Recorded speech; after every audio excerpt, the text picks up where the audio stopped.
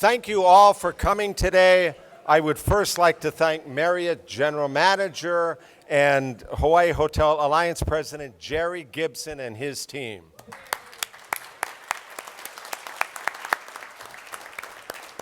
They have provided the place for us to talk about this really important issue. And Hawaii is really facing challenging times these days. Our recovery from the pandemic is fragile. We've lost a number of businesses. We're just trying to welcome back visitors from all over the world to our shores. The devastation and tragedy on Maui is in all of our hearts and heads, and it'll add to our statewide challenges.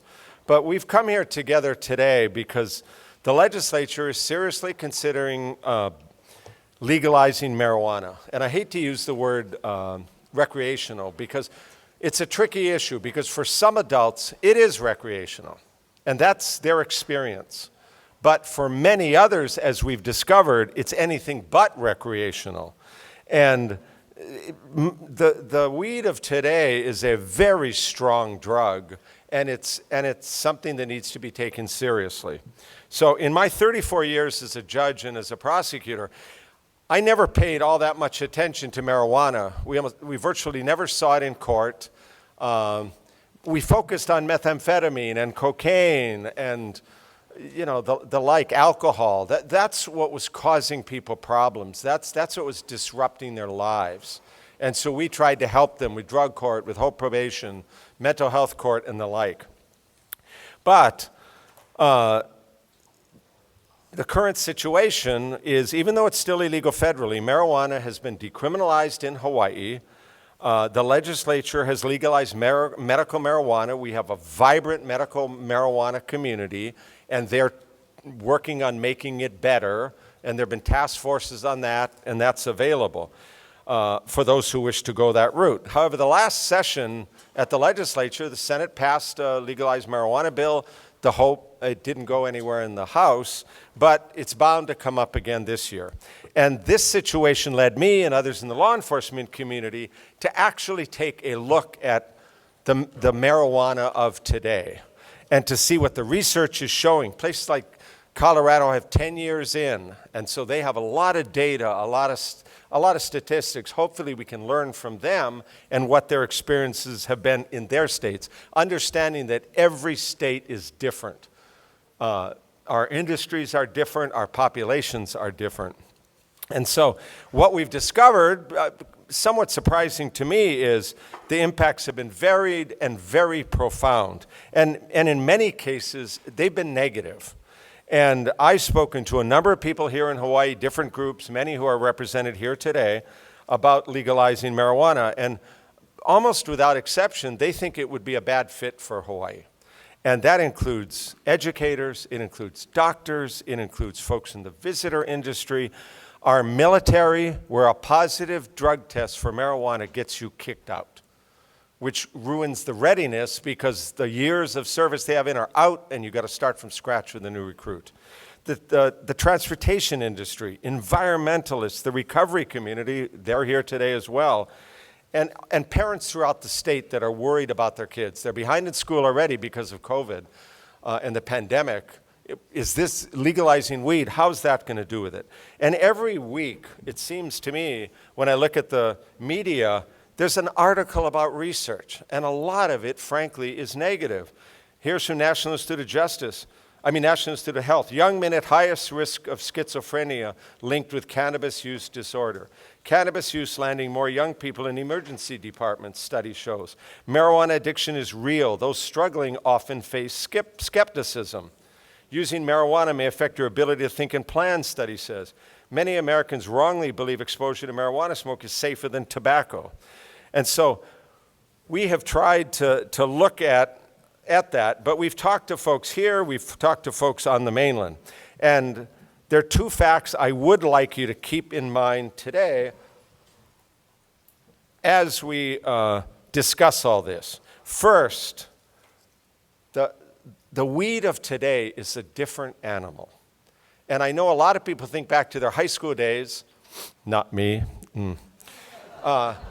and they smoked a joint, and it wasn't a big deal. But THC back then was 3%. Now it's 20, 30, 40%. And my wife and I were in Oregon recently. We had both gone to the University of Oregon a number of years ago. And this is a picture I took. You can see they have the medical marijuana priced a little lower than the recreational marijuana.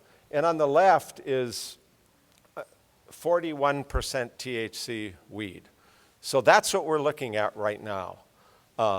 That's the drug we're discussing today. It is much more potent.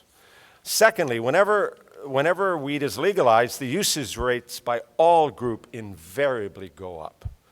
And this is happening at the same time high school students have a lower level of concern about weed.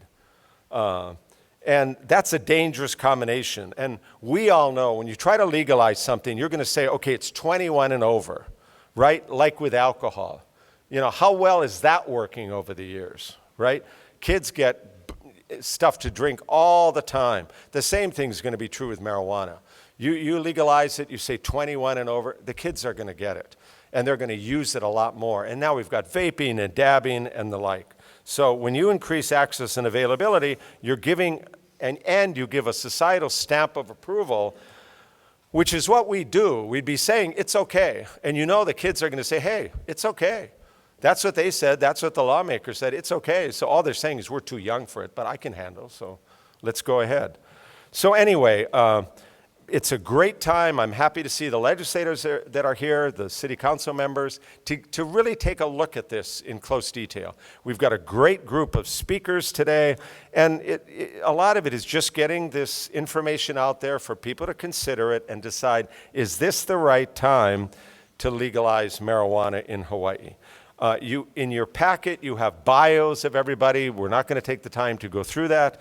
First up is Dr. Kevin Sabet.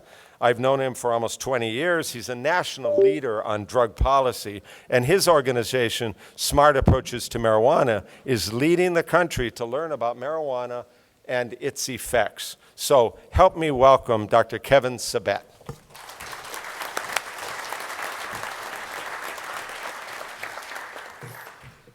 Well, it's great to be here. Aloha, hello, mahalo. Thank you for your hospitality. It's wonderful to be here.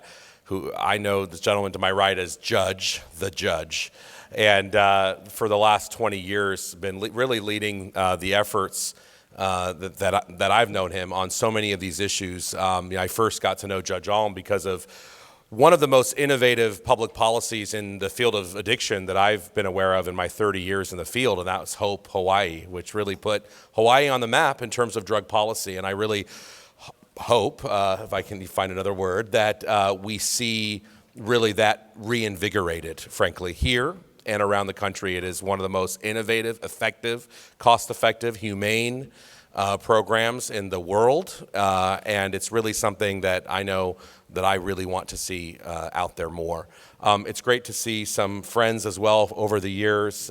Many of you, I could spend the whole time just talking about my friends in the audience because we've been coming here for more than 10 years. I've been coming here personally for over 20 years, but professionally for over 10 years. We came here with Patrick Kennedy, our Congressman Kennedy. That's not the one running for president, just FYI. And he's the former congressman from Rhode Island, over 20 years in recovery for the last 10 years. And when I was in the Obama administration, I had the privilege of working for President Obama in the Drug Policy Office. He was a member of Congress, and he wrote the Mental Health and Addiction Parity Act, which was the last piece of legislation that George Bush signed as he was leaving office, which came up with the radical idea that the brain is an actual part of the body and should be treated equally to the physical part of the body. Mental health, physical health is the same in terms of how insurers should treat it and how we as society should think about it. And it's those kinds of people and mentors in my life, like Judge and like Congressman Kennedy and others, that have led me here. And I do want to take a moment to remember those who are affected by the wildfires in Lahaina. Those of us on the mainland really had a heavy heart. We couldn't believe the devastation, the rapidity and the speed of what was happening was surreal. And we felt it. And, our hearts are with them. And that, frankly, I see a connection with what we're talking about today, because we're talking about preservation. We're talking about history. We're talking about keeping Hawaii, Hawaii. And I'll tell you, you can't think of one, it'd be hard to think of a worse kind of drug policy you could imagine than commercializing, promoting, and normalizing today's high-potency THC. Don't get it confused with legalizing for personal use. You already have that. It's called decriminalization. Nobody's in your jails or prison for small amounts. I see a lot of people in uniform here. Correct me if I'm wrong, if you are arresting and throwing in prison people who are smoking marijuana in the privacy of their own home or in small amounts. It's not happening.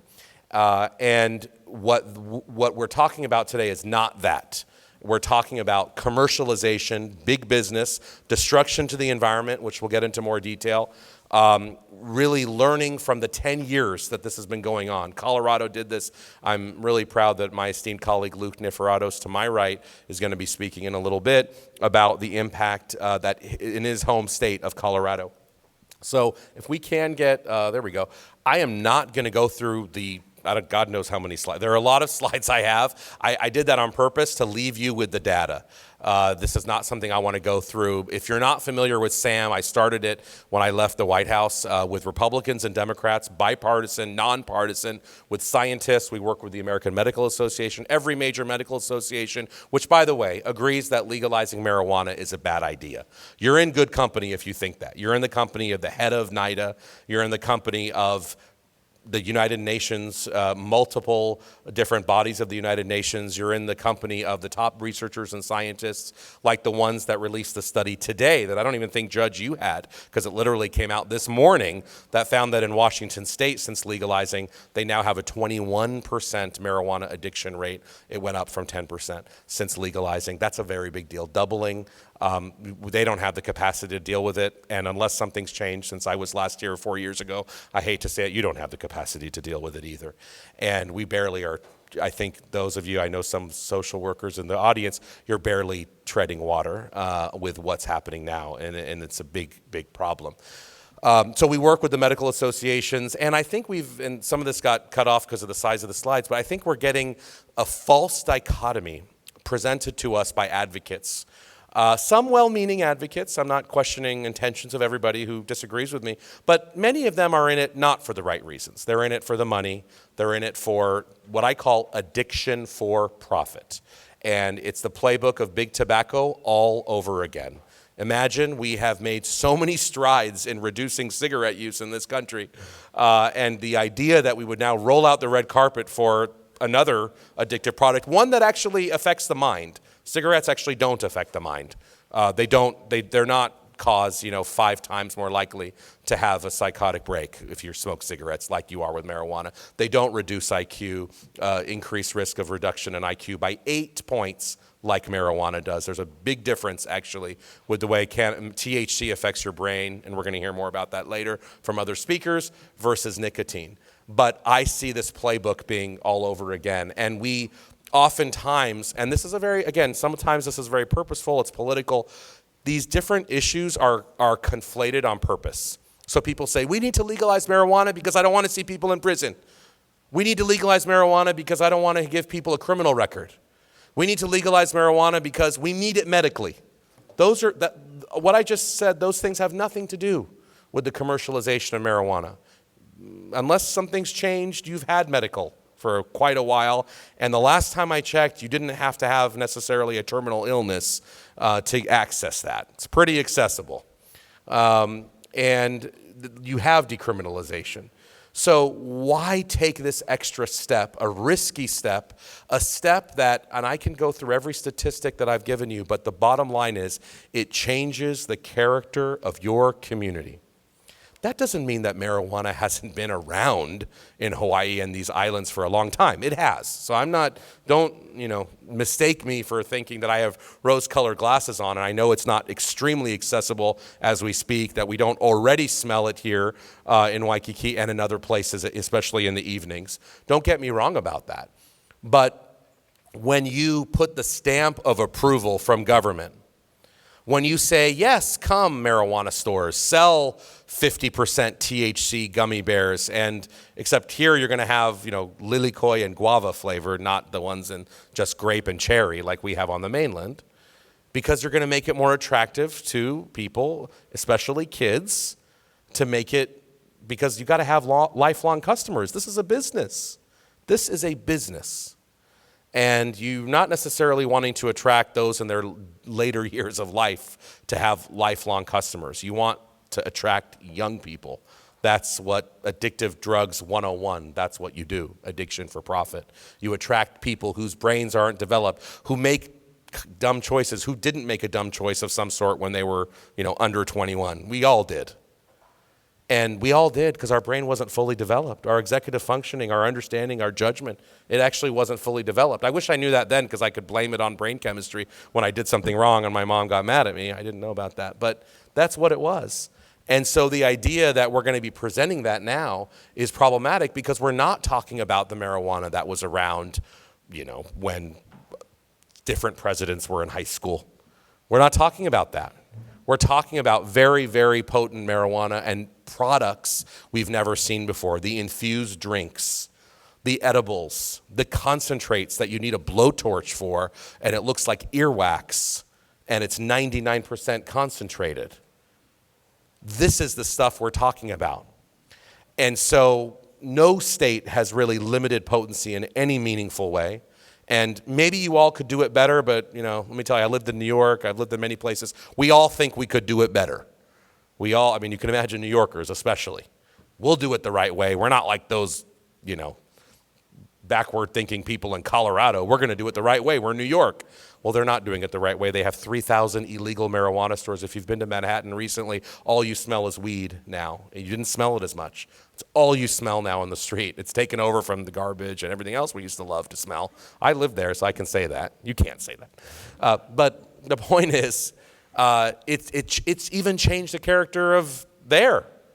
And imagine the kind of thing that we're talking about, what it would be doing here. That's why it's sort of the one issue that you have the top health official in the Trump administration, the former Surgeon General Jerome Powell, agreeing with the top public health official in the Obama and now Biden, he's there again, Vivek Murthy as Surgeon General. They agree, probably not on much, but on this they do agree. This is a dangerous drug. Its use should be discouraged. Discouraging it in an environment where it's commercially available and normalized and pushed and advertised, which it will be, is very difficult to do. That doesn't mean that some people don't use it and they're fine. Of course they do. I'm the first to admit that. Just like some of you to get here, although I know there was a lot of traffic, might have gone over the speed limit. Don't admit it because there are people in uniform here and they probably know what kind of car you drive. But maybe one of you did go over the speed limit, even this morning. And you live to tell about it. Is that a reason to get rid of speed limits? I can speed and I'm fine. Of course not. Most people who smoke cigarettes won't get lung cancer. Did you know that? Most people who don't wear seatbelts won't die in a car crash. Did you know that? But that doesn't mean that we get rid of seatbelt laws or we encourage people not to wear seatbelts because some of you are okay with it and will get by fine. Yet that's the logic we're presented. It makes no sense. So you'll see that we have already been increasing use in this country in very dramatic ways. And we're not talking about use like occasional use. We're talking about heavy use. That's my issue. I really don't care if you're an adult smoking a joint on your farm, in the privacy of your own home, in the woods somewhere, or not in a deserted beach. That's not my issue. The issue is legalization, commercialization. It promotes very heavy use. So if you think about caffeine for a minute, the typical marijuana user in this country consumed the amount of THC, like if you think about caffeine, the amount of caffeine found in one 16-ounce bottle of Coke 20 years ago. Fast forward to now, after legalization, medical marijuana, commercialization, what does the typical marijuana user look like in terms of THC consumption? They look like they now, on a daily basis, consume 33 Starbucks cappuccinos worth of caffeine. Orders of magnitude different because the kind of marijuana is different. So the typical user is not the typical user of 20 years ago smoking now and again. The typical user is a heavy user That's a remarkable change that we were not expecting, actually, and we don't see with, frankly, any other drug. I'm not going to go into the brain stuff because we have others talking about it, but there's study after study about marijuana use disorder, about psychosis. We have a mental health epidemic, both in the state and in this country, especially among young people. Why, at this time, would we be promoting something? And don't tell me it's not legal for those under 21, so they don't count. We're going to say it's 21. How's that going with alcohol? We're keeping all of it away from those. No one under 21 is drinking. No one under 18 smokes cigarettes, or 21. Of course they are. So don't tell me that just because you have an arbitrary age limit that frankly is pushed by an industry. If you want a real age limit for alcohol, you should raise it to 25 or 26. If you want to be scientific about it. But we don't do that because it's political. It's 21. So if you throw 21 for marijuana, don't tell me that's going to prevent young people from getting it. It doesn't. It becomes a badge of adulthood. It becomes normalized. It becomes something an older sibling can get legally and easily pass it down. This isn't something that, well, we're legalizing it only for those 21, so this is irrelevant when you talk about youth. It's very, very, very relevant. IQ I talked about. We've done studies on veterans, suicide attempts, like I said, but this is really about what we call industry capture. Many of you might not know, Juul was actually a marijuana company to start with. The vaping industry, the tobacco industry, and the marijuana industry are inextricably linked. This is not about Cheech and Chong and Willie Nelson concerts and, Woodstock anymore. This is about Wall Street. It's about public health capture. It's about billions of dollars. You do the research. I'll giving you a roadmap, but please do your own, of multi-billion-dollar multinational companies getting involved. And don't tell me that they wouldn't see Hawaii as a lucrative market. They would. And so big tobacco is basically big marijuana now. There's just example after example. Alcohol industry getting involved now as well. Molson Coors, other big alcohol brands getting involved in the game. And it's really the tobacco playbook all over again, which I won't go through in painstaking detail, but we learned something after 80 years of the public health disaster that was allowing tobacco to basically be the top lobbyist in Washington, D.C. They were getting away with murder basically up until 15 years ago. They're still making tons of money, but that's what they were doing. First, they called it medicine. They called tobacco medicine. Asthma cigarettes, as great as that sounds. That was true. That was a real thing. Great for the dentists. They said the dentists prefer that you smoke certain brands. This is what they did. First, it's medicine, a health cigar. Then it's celebrity endorsement. Every celebrity, great. Ronald Reagan, Jackie Robinson. The best of the best. Celebrity endorsements. Utilizing childlike messaging. Yes, these are real cartoons. The Flintstones actually did cigarette commercials. We laugh now, we can't believe now that we would have babies and kids in advertising for tobacco, just like we can't believe we allowed smoking in restaurants and on airplanes. But we did. We did. Blinded by corporate messaging, essentially blackmailing politicians and pushing this very hard. Young people, fun, free giveaways, remember all the gear that you could get in the 80s from tobacco companies, all the gear. And the marijuana industry is doing it again. They said, we got to legalize marijuana, but we got to start somewhere where we can meet people where they're at. So let's call it medicine. Okay. Then let's get the celebrity endorsements. They definitely have that. All the young people looking up to them. Then they said, let's get, let's sponsor sports. They're already doing it. Marijuana industry is doing that today. Childlike messaging. They have all the childlike messaging. They're all over social media. If you tell me that, well, parents can monitor their kids, really? Good luck. TikTok, Instagram, Snap, good luck. Because it's all over there now, especially in legal states. The billboards, there's so much. The free giveaways, tons of free giveaways. They're doing the exact same thing that we took the tobacco industry, and there's lawyers in the room, on a master settlement for 20 years ago and sued them for billions of dollars. They're doing the same thing, and we're letting them do it under the guise of tax revenue, or we want to get rid of the black market. None of that's happening, by the way. The underground market is thriving. We're going to talk about that. Luke will talk a little bit about that. It's growing, the underground market. It's not going away. It's growing. And the tax revenue, sure, there's revenue. You tax something, you're going to get revenue. But what about the costs? DUIs, school dropouts, ER mentions because of all the poison control calls from the accidental THC ingesting by kids under 5 years old who see gummy bears, or those who think that they can handle a pop muffin and in reality are having a total psychotic break after consuming one half an hour after they finished it. These are real things that are happening. And perpetuate, and some of this, the graphics got messed up, but also the social injustice. When you think about how this is affecting disadvantaged communities, which I know is a big deal here and is a big deal throughout our country, where are the marijuana stores even locating? They're locating in poorer communities of color, folks, because the richer, frankly, white communities can kind of vote them out of the neighborhood. I don't want this in my backyard. I voted for it, but I don't want it here. Why would I want it by Johnny's school? Why would I want it by the library? Put it over there next to the checks cashed for the low interest rate of 47.2%. Next to the liquor store and in the place that is a food desert where you can't find broccoli for 20 miles. That's where you should put the pot. That's happening all across this country, and it's something about social justice we're not even talking about. The secondhand smoke in public housing is happening in huge ways. We now have a generation of kids growing up in public housing where the smell is marijuana, and that is being accepted. So, we got to think about how this is affecting all of us, and then there's all this data I'm not going to go through. We got to think about how this is going to affect our communities, what this looks like for your Hawaii, what this looks like for your family and your community. It changes the character of it. It doesn't mean we want to lock people up. It doesn't mean that we really care what an adult is doing in the privacy of their own home as long as they don't get in a car or watch my kid or, frankly, perform surgery on me or fly me to another island.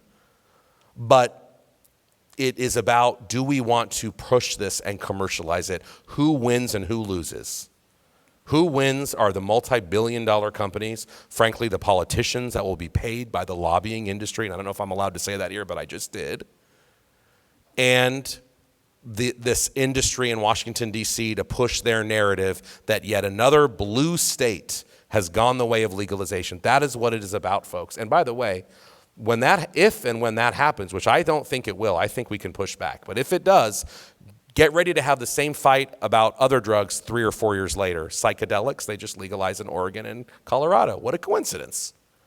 Then you're going to be talking about the injection rooms.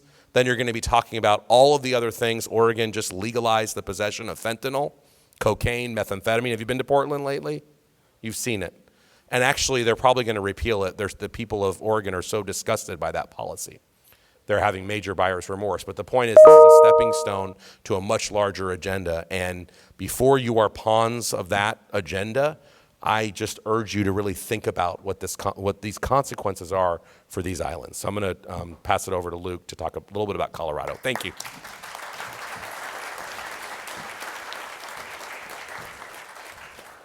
Right, and now I'd like to introduce Luke Niforatos. He is the Executive Vice President of SAM, and he's here to tell us about his experiences actually living in Colorado. So, welcome, Luke.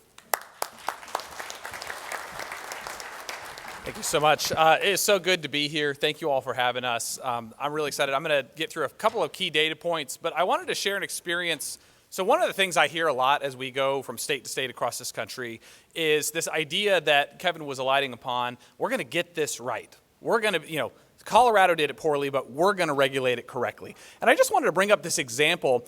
We were involved in the fight against legalization in New York. And I spoke with the state senator who was the chair of the health committee in the New York State Senate, who was the lead sponsor on the marijuana legalization bill.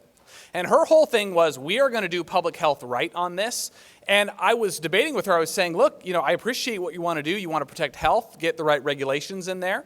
And she said, yeah, don't worry. The industry will have no power in these discussions. It's going to be for the public and their health that we're going to be protecting here. And I said, okay, great. Well, give me some examples of what you're achieving with the bill text here. And one of the things, the first thing out of her mouth, she said was, well, I really wanted to have no smoked marijuana allowed under this legislation. But the industry said that was a non-starter, so that's in there. So I just highlight that example because the industry is very powerful, has the best lobbyists, and you can have people that will say, well, we know what to do. We know we shouldn't have smoked marijuana out on our streets. We know that public use should be illegal. Public use is legal in New York. Legal to do it on the streets and sidewalks. We know that we should cap the potency of marijuana. We know we should, keep this thousands of yards from schools and churches and places where families gather. And yet these regulations either do not exist in state law or are not enforced. So it's really important we understand we can go into these conversations with the best of intentions, but understand what an industry can do once you give it the leeway to open up stores and other such things. And so when we talk about unintended consequences, that's really the story of my state of Colorado. This is a picture that was sent to me from a friend in Manitou Springs, Colorado, not too far from where I live. That is a mother with her toddler and her baby in a stroller waiting in line to buy marijuana at a pot shop. So if there's nothing that characterizes unintended consequences better to me, it's this picture. Unintended consequences. Illegal to have kids around that. Illegal for kids to use, obviously, and be exposed to these products. But what are you going to do when people are lining up outside of pot shops to buy their weed, and it's parents and it's mothers and it's folks like that, maybe in addiction, who are needing to sustain that, and the kids are affected no matter what our laws say? What do you do when you go into a backpack store like I did in Denver called Timbuktu with my daughter, who at the time was 4 years old? I have 2 daughters now. And she loves chocolate and I love chocolate. This is a free sample tray of marijuana edibles at the front of the backpack store in Colorado. Totally illegal under state law to have free samples of marijuana at non-licensed pot shops. This is at a backpack store. Freely being given out. Not enforced. What are we going to do to stop something like this from happening? Are we going to put police officers in every street corner of this entire city and every single island to make sure no one's putting out pot chocolate bars in their store? Not possible. The resources are not there to do something like that. Unintended consequences that you cannot write the law well enough to stop. You cannot give enough tax dollars to stop. Then you have thousands of pot shops like this. We're now at 3 times the pot stores in Colorado than Starbucks and McDonald's combined. We have more than 1,600 pot shops. How are you going to fund the regulation of the mass expansion and commercialization? The debate here in Hawaii is not whether it's okay or not for someone to use marijuana. The debate is, do you want the business of marijuana to flourish across all of the islands here in Hawaii? That is the debate that's happening. And so you have to look hard at this kind of these images for that discussion. One thing I noticed just since being here in Hawaii over the last 24 hours or so is the proliferation of vaping. You smell the clouds of vaping odors in a lot of the places around here. Vaping marijuana and dabbing marijuana are 2 of the fastest growing methods of using marijuana right now in every state that's legalized it, but particularly in Colorado. Dabbing, if you don't know what that is, check it out. But it has to do with vaporizing 99% potent concentrates of marijuana. You're getting extremely high very fast. People are blacking and browning out from this stuff. It's a very intense way to use this drug. So that's a huge explosion we're seeing. Another thing we found in our Colorado Public Health Report is 32,000 plus homes where kids are exposed to secondhand marijuana smoke within the home. So that's kids under the age of 14 where their parents are using marijuana, the smoke dynamic is there. And people think that marijuana smoke is somehow healthier for you than cigarette smoke. But the American Lung Association and every scientific body has put that to rest. It is every bit as carcinogenic and harmful, secondhand marijuana smoke is, to tobacco smoke. So we're talking about these impacts in the home. Again, are we going to police what's going on in people's homes? No, we're not. Unintended consequences of policy decisions. We continue to see our hospitalizations go up. I'm going to highlight some better data about that in a second. Poison control center calls, those continue to go up as well. But what I really want to hit on is transportation. People driving on the roads high with marijuana. Marijuana is involved in 1 in 3 of the deaths on the road in Colorado. 1 in 3 of all deaths on the road in Colorado involve THC. We've seen a more than 120% increase in people dying on the roads from stoned drivers since legalization to last year. So huge increase in impairment on the roads, huge increase in people dying from impairment on the roads. Workplace issues, major problem. People are showing up to the workplace high. Quest Diagnostics, this was just covered in the Wall Street Journal a couple weeks ago. Quest Diagnostics found that we are at a 22-year high in this country for people testing positive for THC after a workplace accident. So it's not just they showed up to work high and, oh, they failed the drug test. They showed up to work high, had an accident, something bad happened, and then they tested positive. So we know this is causing more workplace accidents. Think about for the folks that are going into the school bus, that are driving. By the way, the biggest increase that Quest Diagnostics reported was in the safety-sensitive workforce. So pilot, school bus drivers, rail, planes, etc. These are some of the biggest issues we're seeing. And I will give you just a personal anecdote. Living in Denver, next door neighbor, this was a few years ago, right after the legalization of marijuana, I see he's in his residency as an orthopedic surgeon, and he's walking into his room, his apartment next door to me with a bag of marijuana. And I literally look at him and I go, aren't you an orthopedic surgeon? Like, is that a good idea to be? And he's, well, it's legal now, he said. And he walked into his door. Okay, so do we want our surgeons using marijuana, let alone a few hours before? How about the day before, with THC staying in your system up to 2 weeks, even 30 days? That's what we know. So these are the things we have to think about. Black market, cartels, illicit sales, that has blown up in the state of Colorado. We are supplying illegal marijuana to more than 32 different states in this country. States that never voted to legalize marijuana, by the way. Some of these states don't even have any form of legal marijuana, medical or recreational. My state is shipping the black market weed out. The drug dealers, the cartels, they have not gone away at all. And in fact, we've seen this industry continue to target disadvantaged communities, as Kevin mentioned. This is a map of California, but there's a similar one of Denver, where you see the pot shops are located only in the lower income and minority communities of that state, which is really is just awful. So I mentioned the black market continues to get bad. I want to show you this graphic of Oregon. So Oregon, only 30% of all the sales and use of marijuana in Oregon is done on the legal market. So 70% of all of Oregon's sales are done on the black market within the state. So we've seen rampant increase in commercialization, availability of the drug, but the sales are all going to the black market because you will tax marijuana in your state, because that's the whole point of legalizing it, is if you're going to legalize it, you might as well tax it and get the tax dollars. You're going to tax it, and guess who doesn't have to pay taxes? The black market, the drug dealers. So they're always going to beat the price. And so the industry will come back to you and say, well, we need to lower taxes or eliminate taxes because we can't compete with the black market. Don't take my word for it. Look at the LA Times coverage of California. In California, their black market is 70% of the entire state. And they're saying eliminate all the taxes. But if you eliminate the taxes, what's the point of making the policy decision? So we continue to see cartel activity, as I mentioned. I think I'm going backwards. Sorry. And so I wanted just to let's talk some truth about the tax revenue here for the state, what you have to look at. So you hear, a couple $100 million, something like that. Colorado's making about $250 million per year from marijuana tax revenue. That sounds like a lot, but when you compare it to the state budgeted revenues, it is pennies on the dollar, folks. A fraction of a percent of our state budgeted revenues comes from marijuana tax revenue.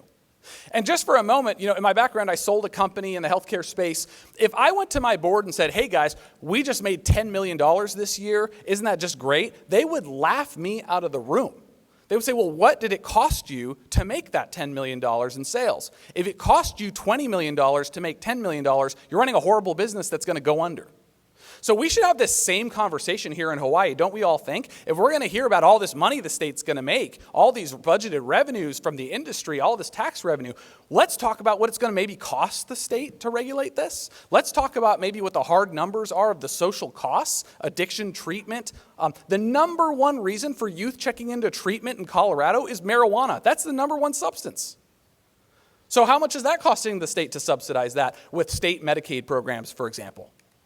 These are the questions we need to be asking as we think about it. So the final thing I wanted to mention was the biggest demographic increase for us in emergency room visits for marijuana-related hospitalizations in Colorado is from out-of-state tourists by a long shot. Out-of-state tourists, twice the rate of hospital admissions for marijuana in Colorado since legalization. That's what this study found in the New England Journal of Medicine. So that's something you have to think about long and hard when it comes to a state so reliant upon tourism. And so they have some more discussion that you should check it out. But at least 50% of residents said they would not be inclined to visit a place if it had marijuana legal in that state. That was what this study found because of the issue with cannabis tourism. So family-oriented is a brand that's worth hanging on to. Family-oriented is a brand that suffers when you have a pot shop called Starbuds, okay, selling gummy bears near to a place where you're trying to buy some ice cream, for example. The smell, the influence, the homelessness that tends to accumulate in that area around these stops, those are the things we need to think about. So we're seeing states, just kind of put a highlight on this, states with no legal marijuana versus states with legal marijuana, it's no comparison. These states have way more youth monthly and annual use of marijuana. Our youth hear the message loud and clear. Tobacco and alcohol flowed like water through my public high school, folks. The laws around age are an absolute joke. If there's more availability of a substance, our youth are going to get into it. So let's not buy the industry rhetoric around it's 21 and up, this isn't about kids. It is about kids. It's about the community and the environment that we are creating for them. What is normal? If you have a kid that's riding his bike over to school, and he's riding past 2 pot shops to get to his school, you don't think that that's going to have an influence on what they think is normal to do, let alone before 21? How about after 21, between 21 and 28, when their brain is still developing, and it's legal for them to use it, and it's totally normal? These are the questions we should be having here in the state capitol in Hawaii. Thank you all very much.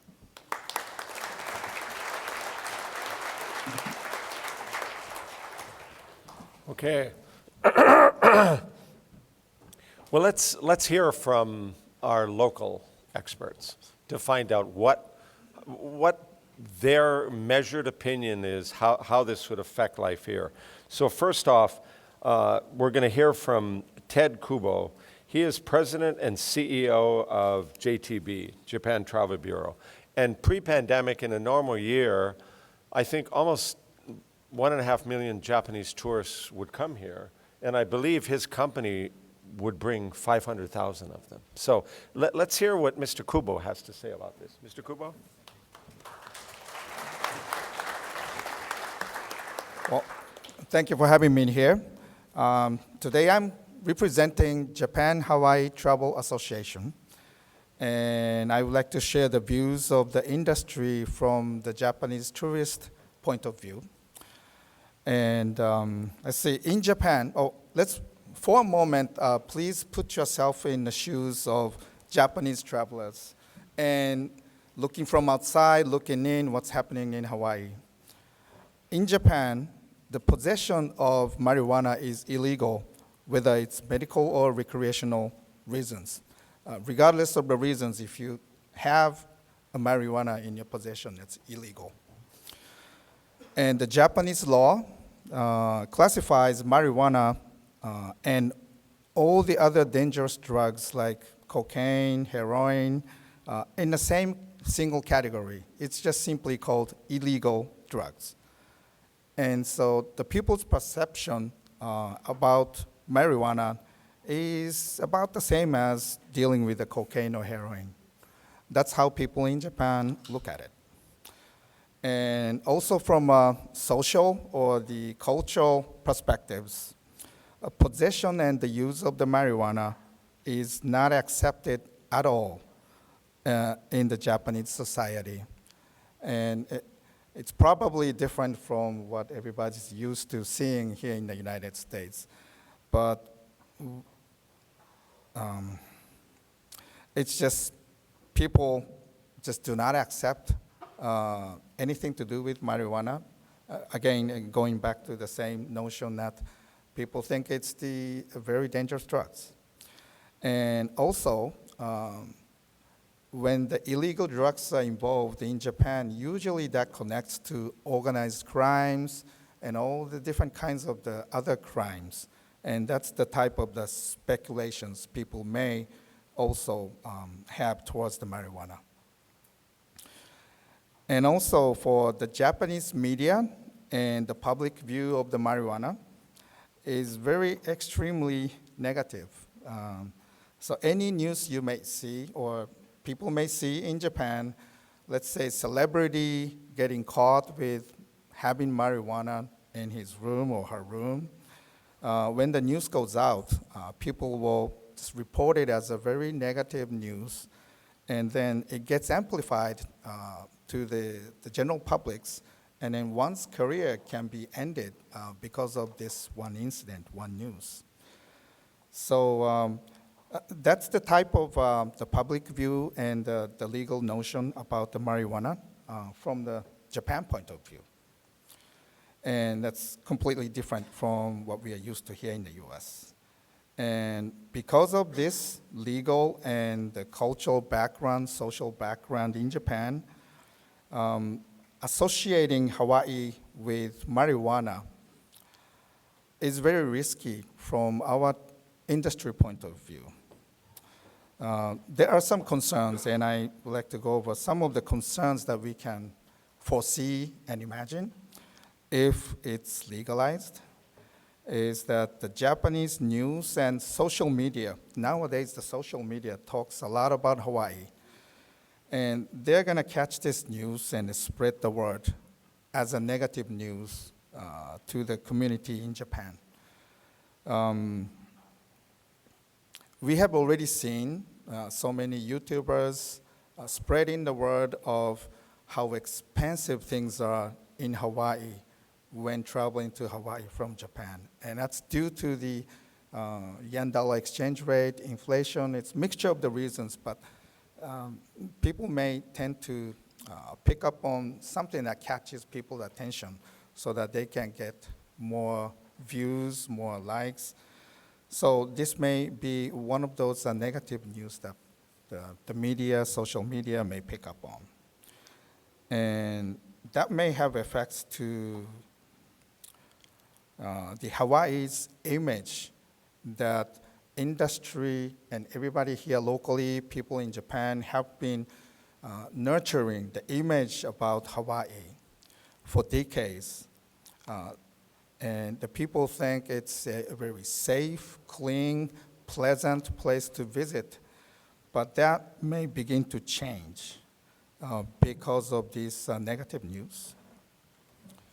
And when the word gets around, we are concerned that there are important segments of the travelers from Japan that come to Hawaii. Families, weddings and honeymoons, school education trips, corporate events and meetings, and all these important segments will have concerns with having marijuana legalized in Hawaii. And we cannot even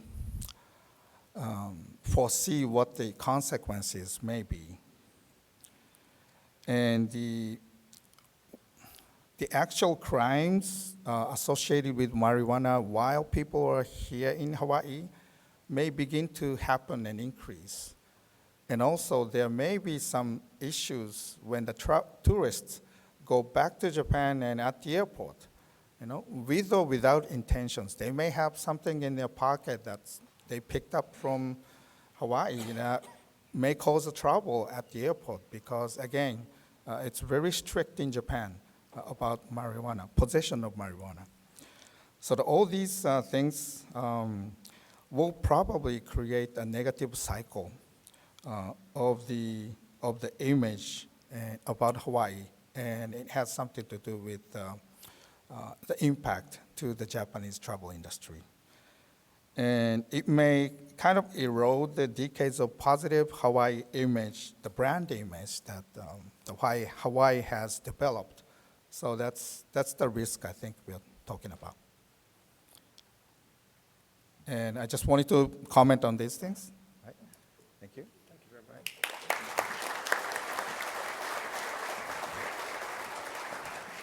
All right. Thank you, Mr. Kubo. Next, we are going to hear from Mr. Kim, who was past president of the Korean Travel Agents Association. And in pre-pandemic years, typically about 200,000 visitors would come to Hawaii from South Korea. So, Albert Kim, Mr. Kim, would you please come up? Thank you.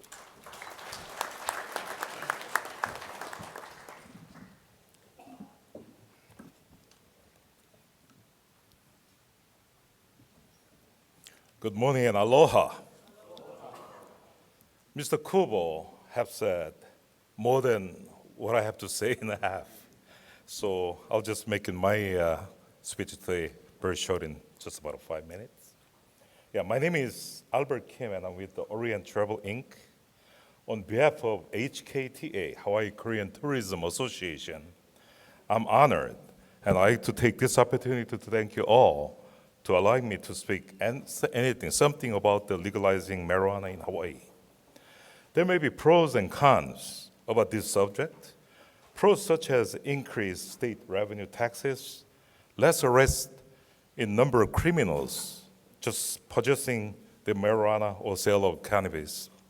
And then the police, in turn, force can be focused on more serious crimes instead. How's about less expenses be spent for the arrested criminals in jail and prison, as well as other expenses associated with it? And some say legalizing marijuana is benefit on environment because authority can legally watch and regulate their waste. That's about all the reasons why marijuana should be legalized in Hawaii. The state of Hawaii should not legalize marijuana.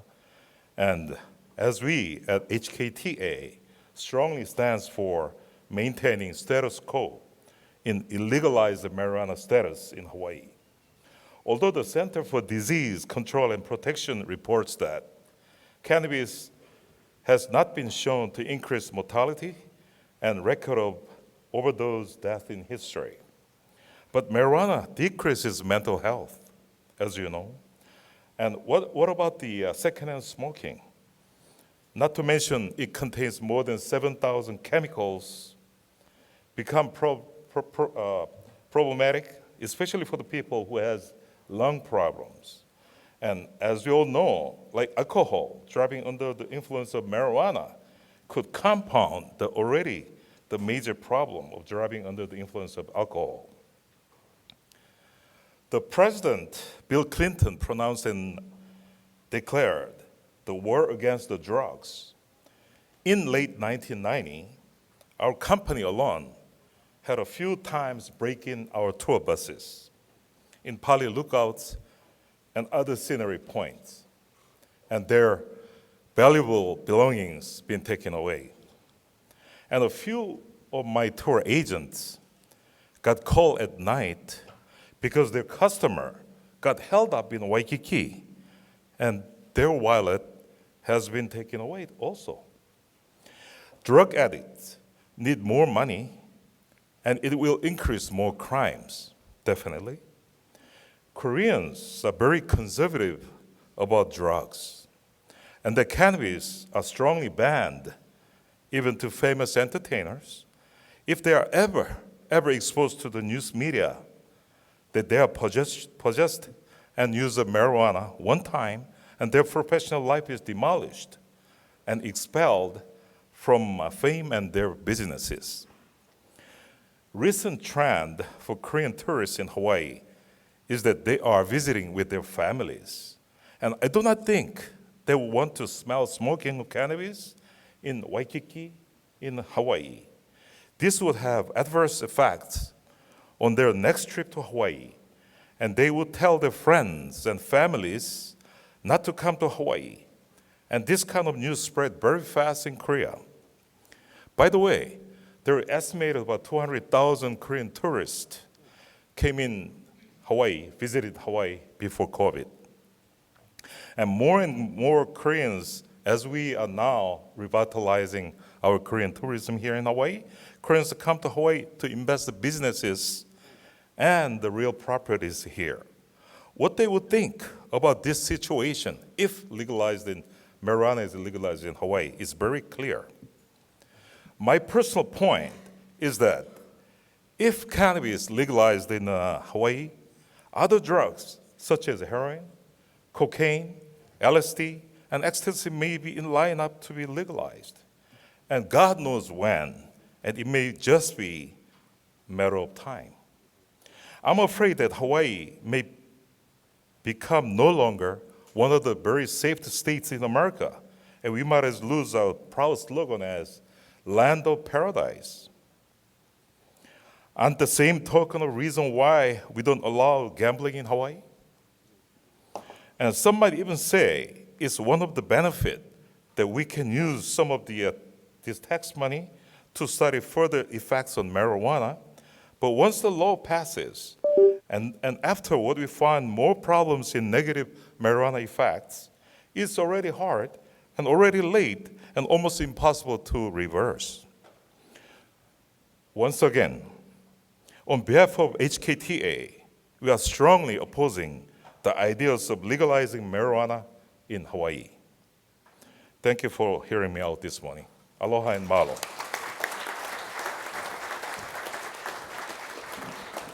Thank you, Mr. Kim. Let's now turn to the health industry, because that's near and dear to all of us. Our first speaker is Dr. Scott Miskovich. You don't recognize him today because the last time you probably seen him on TV was all this free testing he did during COVID, masked up. But he's run pain management clinics. He and I shared a number of clients over the years. And he's president and CEO of Premier Medical Group Hawaii. So let's welcome Dr. Miskovich.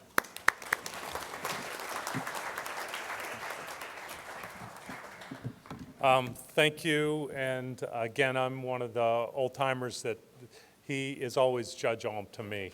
But, I just want to give another shout-out. We literally started many years ago sharing clients, patients, of people who went through the amazing success of the HOPE program that, people don't really understand. It's gone across the country. It's been a successful model in so many different places, and we just need to understand how that has to continue. We also had another honor of, I was fortunate to be asked to chair the opioid policy committee that ended up rewriting all our state laws relating to opioids, which we were fortunate to do that before it really was turned around across the country. And we were in between this guy, he was about this tall, and it was that Senator, what's his name, Green, yeah. So as we now know, our governor was there with us stepping up, and we were there almost 2.5 to 3 years. So we've had a lot of time working together to talk about the impacts. Well, I want to talk about, I have so many ways that I touch this, and so many of you I've worked with and know all of you, that I'm going to try to bring it back home. We've had a wonderful national presentation, and this data is tremendous. So what I did is I've read the presentations of these gentlemen, and these are the top people in the country that have come here to present. So I'm going to just try to touch on more recent data and then bring it back home. So from my perspective, I just want to really start with the whole concept of how we look at things. And I know there are people here from Department of Health and otherwise, and I talk to our legislators, is what is public health? That's why we're here. We're here for the health of our public. And remember, public health can go to one block to an entire country. And there are different levels that organizations and government can touch that. So we have to always remember we're here for public health. And again, it's the science of protecting and improving the health, promoting healthy lifestyles. So that is that's pretty straightforward. So I'm going to just really quickly go through. Now, these are all top journals, and I didn't want to duplicate, so I'm going to just try to bring it home to who we're going to be affecting if we do this. This was already mentioned. Geez, even in an August 11th study out of JAMA, these guys have already presented it.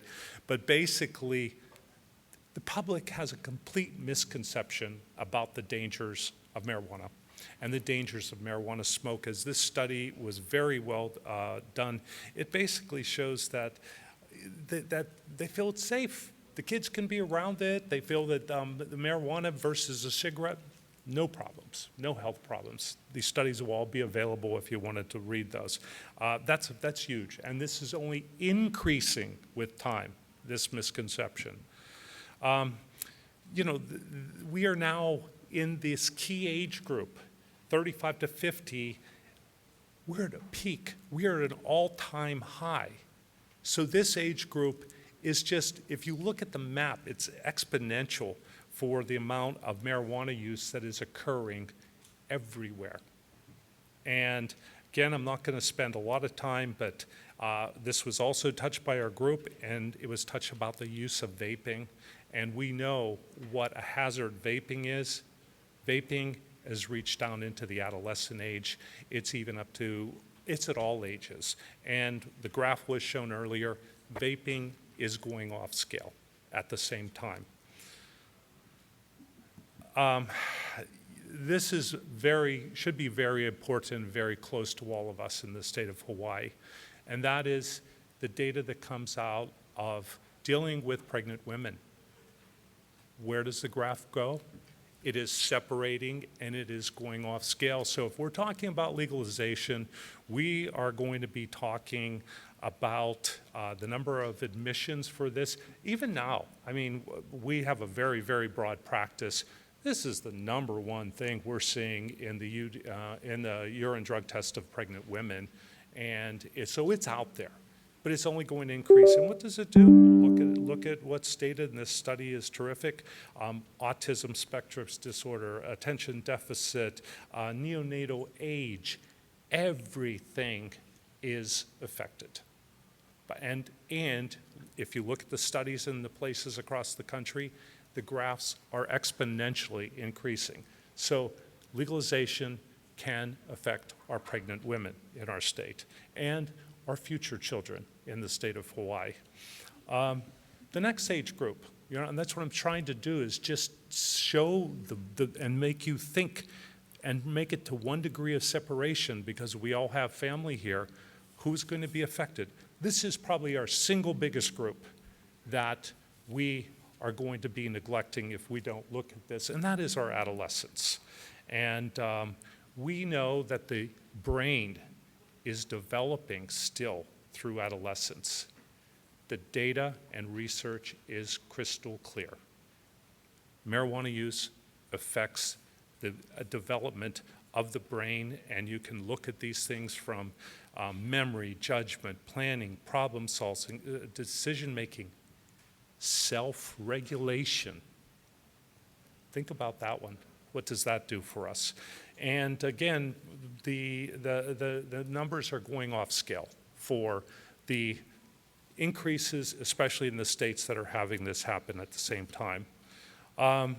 This one's just very fresh, talking about, again, more data on toxicity and hospital admissions and pediatric and adolescent cannabis use. And you say pediatrics, well, that slide was presented, the amount of toxicity, the amount of hospitalizations that are occurring in the pediatric age group from accidental ingestion is going off scale, and poison control numbers was presented also.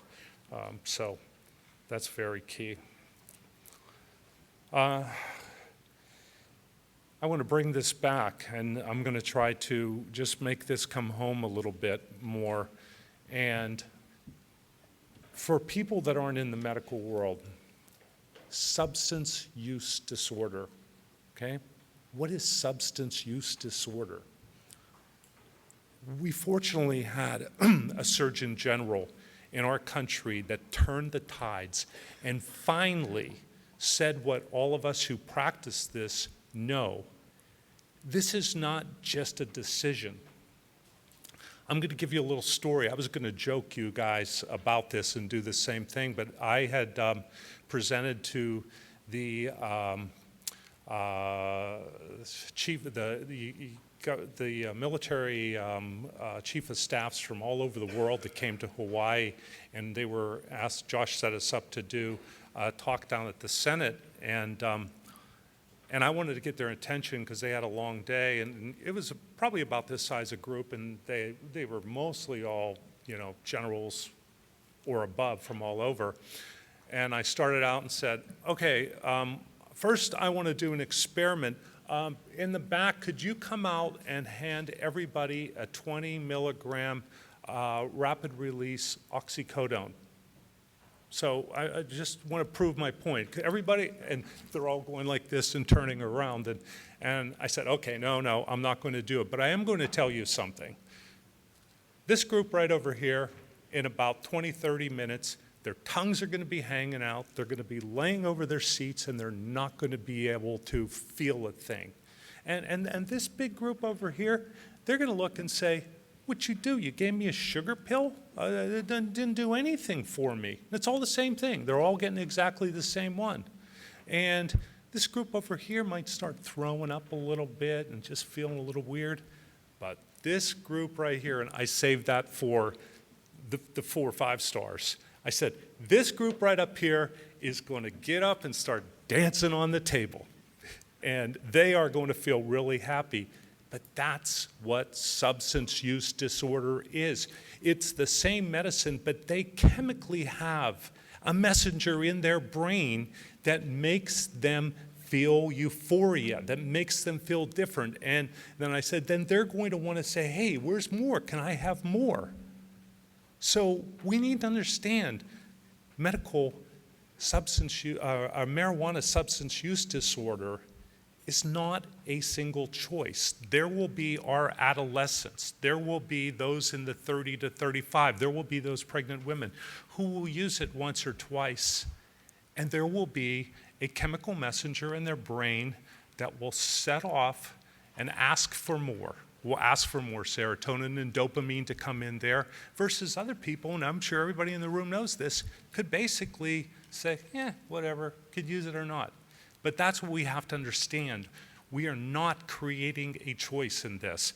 A few points before I wrap up, I reached out to Alan Johnson at Hinamauka, who we all know and I worked with, and he passed on, this is as of this morning, 800 new adolescents in Hinamauka. 65% are currently with marijuana use disorder.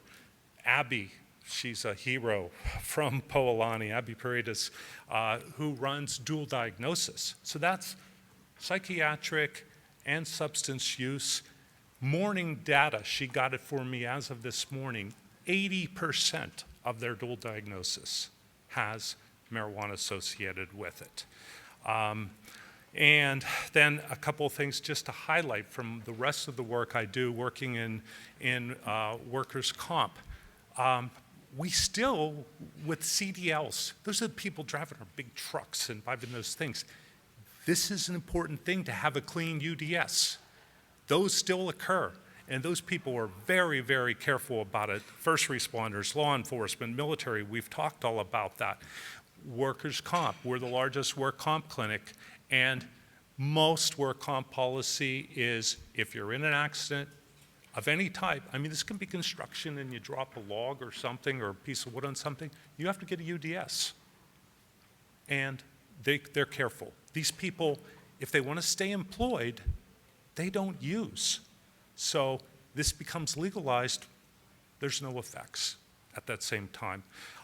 We haven't talked about, but I don't even want to even cross over the fact as I see all of the amazing people that are keeping us safe.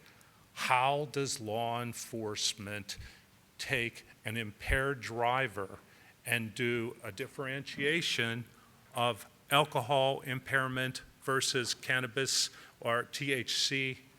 It's nearly impossible. And there are ongoing studies, and there's another study that just came out and shows how challenging it is for them to make that decision.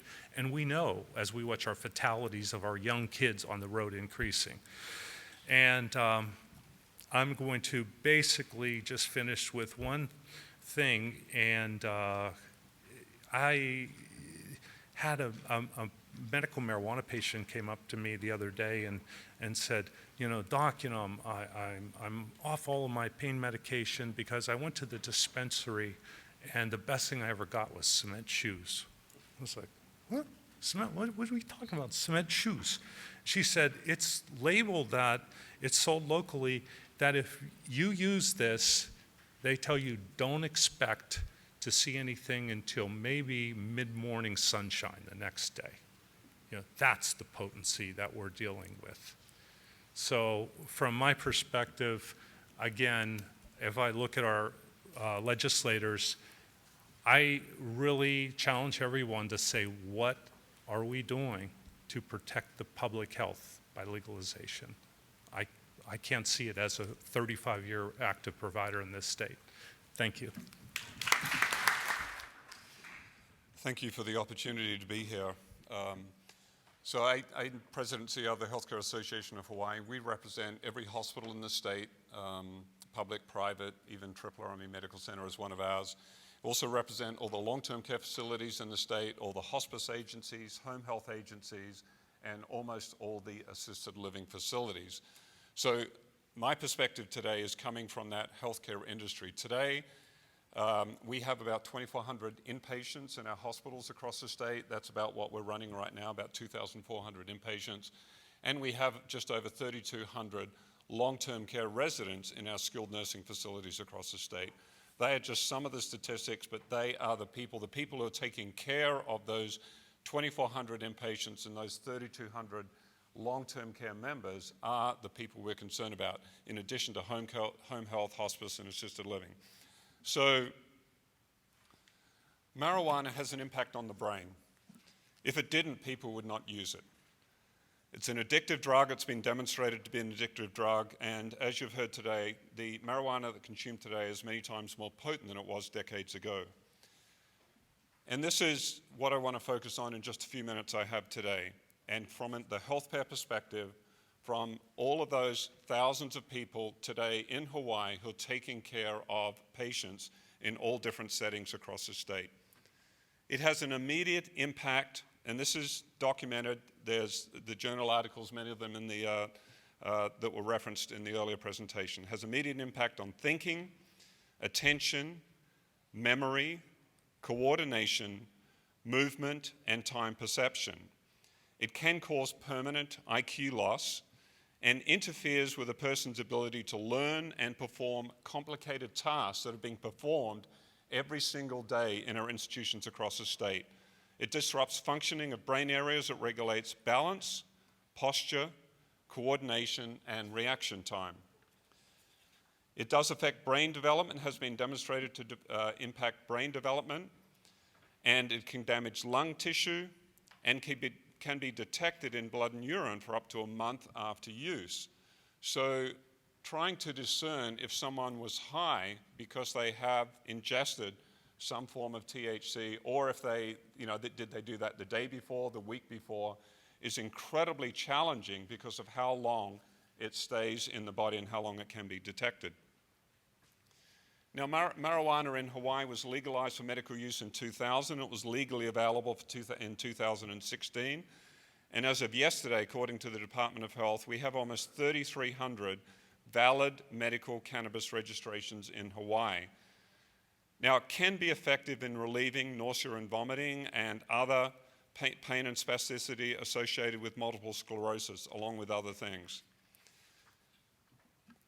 So employees who tested positive for marijuana, this is not just the healthcare workforce, this is in the workforce in general, had 55% more industrial accidents and 85% more injuries compared to those who tested negative. That's from JAMA, Journal of American Medicine.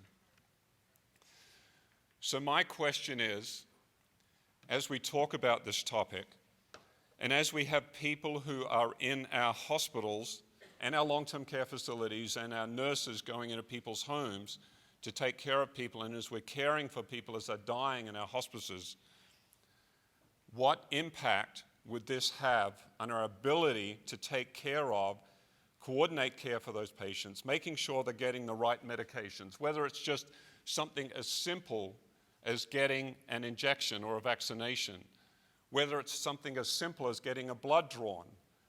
When we get blood drawn, I don't know about you, I don't want someone trying 4 times to get the needle into my vein. I like them to get it on the first try.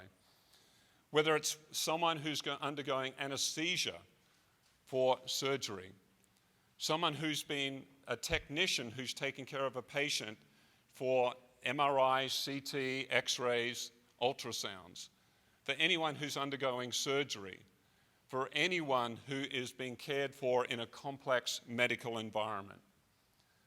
So in summary,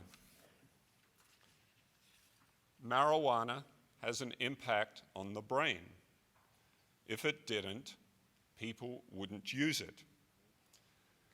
Legalization increases, and you've heard some of these comments, increases acceptability, availability, and use. It has been demonstrated to affect short-term memory and cognitive abilities. It leads to poorer educational outcomes.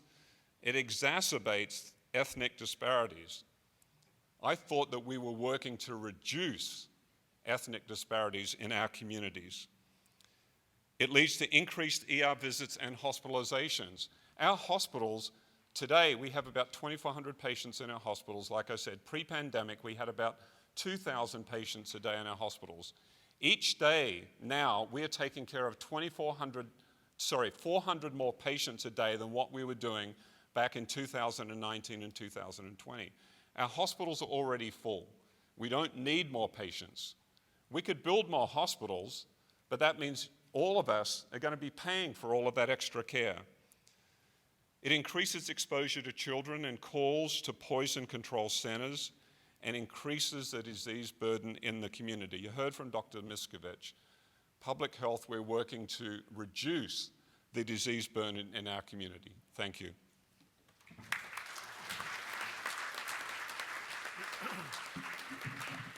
And when you've heard talk about HPD having a difficulty with this, what it means is somebody's weaving all over the road, an officer sees it, pulls them over, does a field sobriety test, person may fail it, they do a breath test, they blow zeros.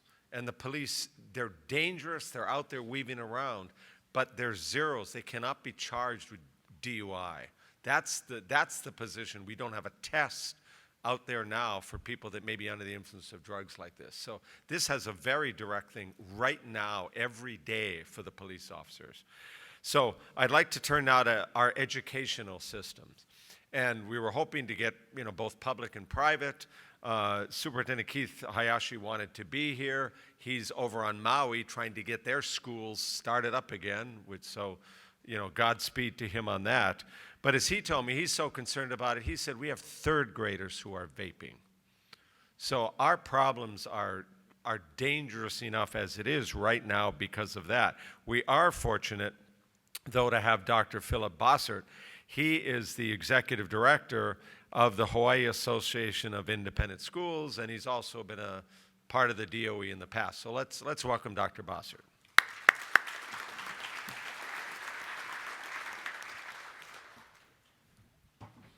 Thank you, Steve. And indeed, Keith's got his hands full trying to get the 4 schools that were damaged by the fires up again. Keith and I are both on a committee, the P21 Council, that is working to try to increase graduation rates in the state, public and private school graduation rates. But as adults, we make learning really hard for kids. We drag them out of bed at 5:30 or 6 in the morning so that they can get to school by 7:30, because that's convenient for adults, not necessarily for the development of the kids' bodies. We've invented social media to totally distract them, make them feel bad about how they look, how they feel, and then addict them to that so that they TikTok all day instead of reading and studying. And we've taken that last century habit of smoking and made it really new again with vaping. High tech, really popular, you're really cool. And at the age, and as it was pointed out just now, it's not just high school kids that are vaping. It's all the way down to elementary school, public and private schools. And their brains aren't there yet in order to understand what they're getting into. And at least as you get a little higher up into middle school and high school, it's really important to be cool. And it's cool to vape. And of course, marijuana is really cool too. It's in all the movies, and it can't hurt you, right? And so you're double cool if you vape marijuana. And kids want to take risks because that's what adults do. They take risks. I asked a couple of kids once, why did they do that? And they said, we want to act grown up. And I said, well, what does it mean to be a grown-up? Well, it means you drink and smoke and drive crazy and fight, and you do all the things grown-ups do. And so we make it really hard for kids to learn. And we don't really need one more thing to add to that list of acting like a grown-up, of doing drugs. Most of our schools, public and private, have a zero-tolerance policy, and those kids might get kicked out of school for a couple of days and then come back, or maybe they stay out. 30 to 35% of high school students don't graduate in the state. And those kids, because they don't graduate, unless they find themselves later, are going to be supported by you. They may be supported as homeless. They may be supported in prison. They may be supported with subsidies because the jobs they can find don't pay enough to, even pay rent in Hawaii. So I'm just going to second all the things you've heard today about how powerful the marijuana of today is and how it's affecting many, many, many students, and they don't really know any better at that age. So I really think it's already out there because it's medically available, but if you make it recreationally available, then it's one more thing adults do, and so one more thing if you want to act like a grown-up. I know we're a little bit behind, and so I'm going to stop there.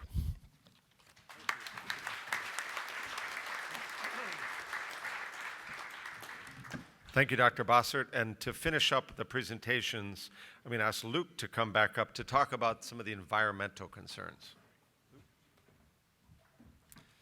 Hi, everyone. One last time, and then I think we'll have maybe some time for questions, which will be really great. So the legalization impacts the environment in really 6 major ways. We have issues with water consumption, electrical consumption, the pesticides that are used, water pollution. So there are some major ways in which marijuana legalization is impacting the environment, particularly that we're seeing that in states like California, which is where I have a lot of data from, but also in other states across the country as well, that I think we really need to be aware of. So first off, in the pesticide arena, what we're seeing is more than 90% of the grows, we're seeing that they are using illegal pesticides, multiple illegal pesticides on their crops. And what we're seeing is the animals that are in the surrounding vicinity of these grow sites have, on average, about 4 of the different pesticides literally in their bloodstream when they're finding these animals, which I think is something to consider when you think about all the wildlife here in Hawaii. We also see that when folks are smoking joints, the smoke from the joints has those pesticides in it as well as one of the aspects of its toxic composition. So there's a lot of downstream effects from the pesticides that growers are choosing to use, particularly with illegal grow sites, but also with state legal and regulated grow sites. They were just actually celebrating in Oregon. They've taken a whole bunch of pesticides off the list of banned substances for these marijuana growers in the state. So they're able to use even more pesticides in Oregon, for example. So the pesticide issue continues to be a problem.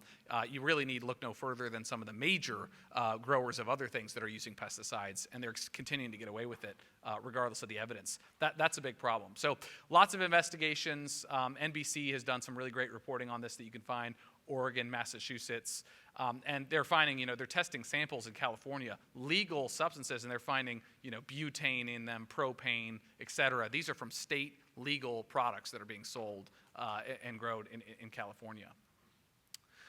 And this is just, I thought, a really interesting quote from, so this is actually a marijuana industry-backed association called CROP. They look at the grow sites across the state of California, and they assess them for their environmental impact. And he literally said these places are like toxic garbage dumps, the areas around these grow sites. Particularly, he was talking about illegal grows, but we also see this with legal grows as well.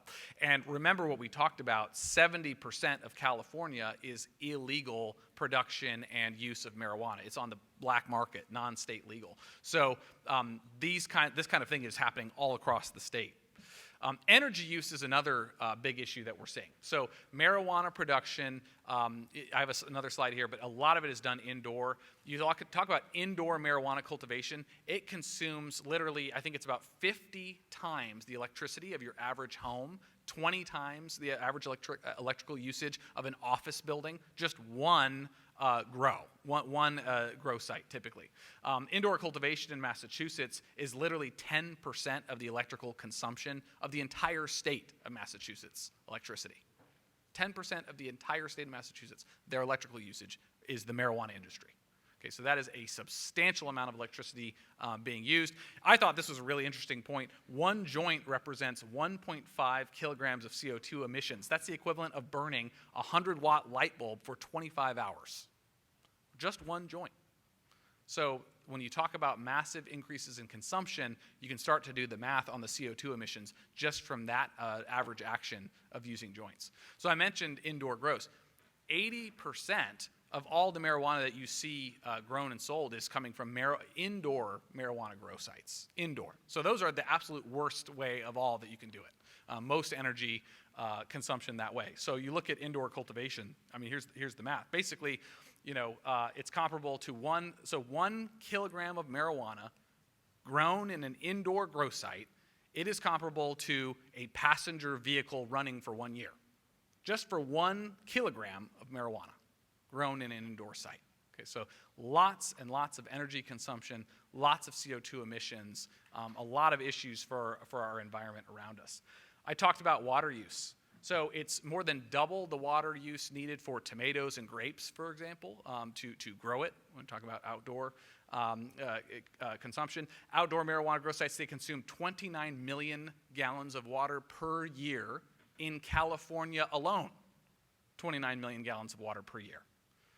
Just in the state of California. So imagine the scale and magnitude of that across the country as we see more states do this, but particularly here in Hawaii, although you do have a lot of water to go around here in the state, which is nice, but it still is a lot of consumption that you're talking about. So you can see here the highest on average daily water demand by season by crop. Look at marijuana outdoor, indoor. It's more than wheat, corn, soybean, cotton, rice. Consumption of this, it's a very thirsty plant. It's a very thirsty plant. Air pollution, I mentioned, there's a lot of issues with CO2 emissions, but indoor marijuana grows emit as much CO2 as 3.3 million cars per year. As much CO2 as 3 million cars per year from these indoor marijuana grows. And again, that's 80% of the entire industry is growing their marijuana using indoor facilities. So this is a substantial problem. And then we have talked a lot about this, but the secondhand marijuana smoke, that is another source of the toxic air pollution as well. So land cover change, I'm not going to get too into the details here. You can check out the slides, but we're seeing rapid expansion of marijuana farms that are destroying habitats where a lot of these indigenous animal populations are living. Illegal marijuana grown on public lands, that is a huge issue. So we have millions of plants being grown on our national forests in Colorado, for example, millions. And they're being guarded by cartels, as I talked about before, that are armed. And that's an issue not even just out in the, way out in the boonies in Colorado. That is an issue that's encroaching upon our suburban communities that are pushing out in those directions as well, that law enforcement are dealing with. But literally 90% of these trespass grows in California are run by drug trafficking organizations. Okay, so they're involved in a lot of different things, and there's weapons, and there's all kinds of issues associated with that as well. So very important to note that. You can get into it. We have all the citations and the data and the studies you can check out on this. This is a subject that does not get enough airtime, the impact of these decisions at scale. And I think that's the really important point to make here. When we're talking about marijuana, I think a lot of us focus on the individual decision. It's my liberty. Somebody can do whatever they want in their home. It's their choice. But we're not thinking about the scale of legalize this business statewide.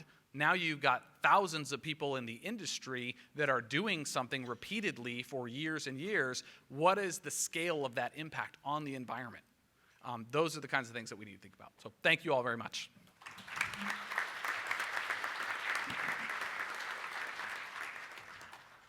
Great, I appreciate it. I think we have time for some questions. So Judge asked me to field some questions to anybody on the panel, and maybe you can tell us who you are as well. Yes.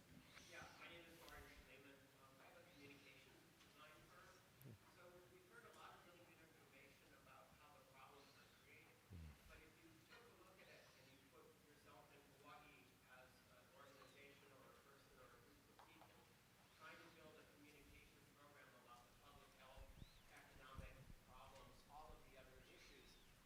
familiar with any successful models? Great question. There have been. We've run some successful communications campaigns in different states where we made it very clear that this was not about decriminalization, it was about legalization, and those are two very different things because, again, people often conflate the issue, and so, obviously it depends upon the culture of where you are. So, when we're in Vermont, which is, I think, the only state that doesn't have a McDonald's, they don't allow bus ads, they don't allow billboards, so we have to be creative. We went on public television because people actually watch local public television in Vermont. Obviously when we're in California, it's billboards, and it's social media, obviously anywhere. But, so there's differences. It depends on the culture in terms of the method of delivery. But in terms of message, I think the winning messages about how this is not, your THC from the past, your mother's marijuana, your grandma's weed, because a lot of people are sympathetic to marijuana because they use it and they feel hypocritical because either they use it now or most of the time they use it in the past, and they don't realize how it's changed. And so that, making people understand that what they've used in the past is basically a fundamentally different substance really than what is being used now gives a lot of those people kind of sort of a way out of that guilt that they might have, that psychological sort of permission to sort of not feel like a hypocrite. So that's one. Those are some messages that have been helpful. But obviously, I think in a state like Hawaii, a state where there's so much pride, and a state where the people that live here really value certain things that may not be the most valued in other places, like family, like community. I think emphasizing these kinds of things would be best. And maybe we can solicit your support. I'm not going to put you on the spot right now to ask for some pro bono communication support, but in front of 200 people, but maybe you can help us. Thanks. Any questions? Yes, sir. Yeah, my name is Tai Cheng. I'm a cannabis business